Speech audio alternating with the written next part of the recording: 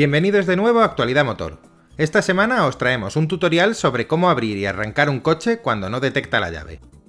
Los sistemas keyless o de apertura y arranque sin llave son cada vez más frecuentes, pero tienen un enemigo natural, los inhibidores de frecuencia.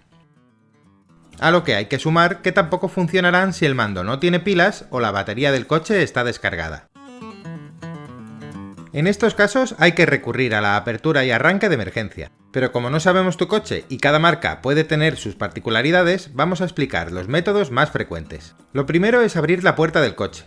En el interior del mando hay una llave convencional para usar cuando no se detecta la llave inteligente. Normalmente se saca moviendo una pestaña o apretando un botón que la desbloquea y permite sacarla.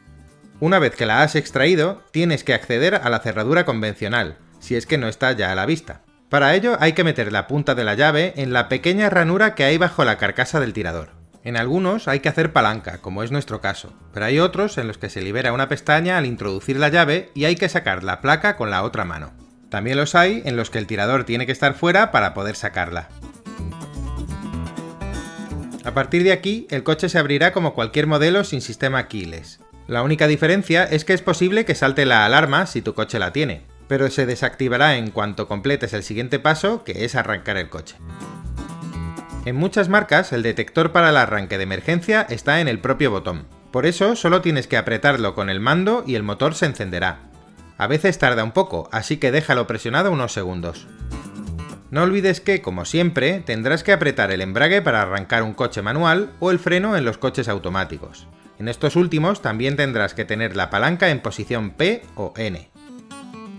En otras marcas el proceso es similar pero no exactamente igual. Tras apretar el freno en los automáticos o el embrague en los manuales, aparecerá una luz parpadeando en el botón.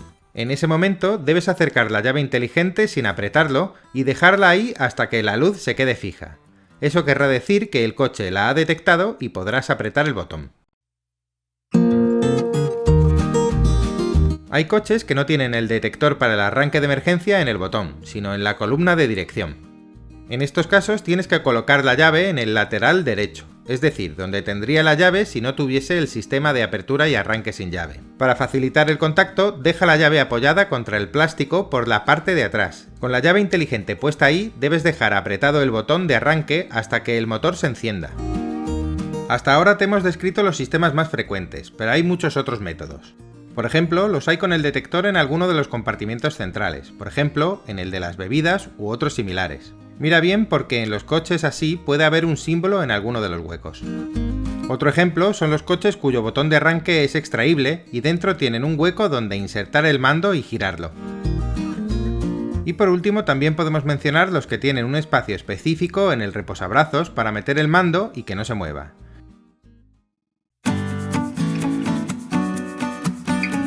Cuando es el coche el que no tiene batería para detectar la llave inteligente, tampoco podrá arrancar el motor por mucho que lo intentes.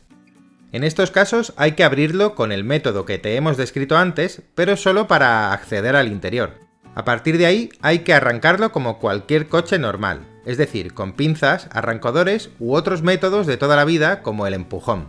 Por supuesto, siempre que sean compatibles con tu coche. Antes de terminar, vamos a comentar algunos detalles que no hemos dicho antes por si necesitabas abrir tu coche rápido. La parte del mando que detecta el coche es este pequeño chip. Fíjate cómo dejando solo el circuito sin pila también funciona, incluso mejor porque no tiene ninguna barrera entre medias. Si el problema no eran ni los inhibidores ni la batería del coche, cambia la pila del mando en cuanto puedas. Los mandos suelen abrirse haciendo palanca o liberando alguna pestaña. Verás que en cuanto la pongas, el coche la detectará inmediatamente.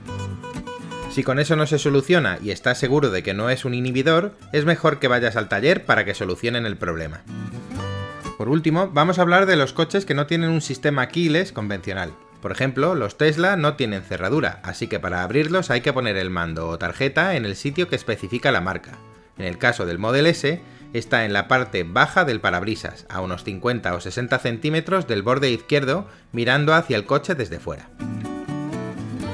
Esperamos que este vídeo os haya resultado útil o interesante. Si es así, dadnos un like y suscribíos para ver más tutoriales como este. Hasta la próxima.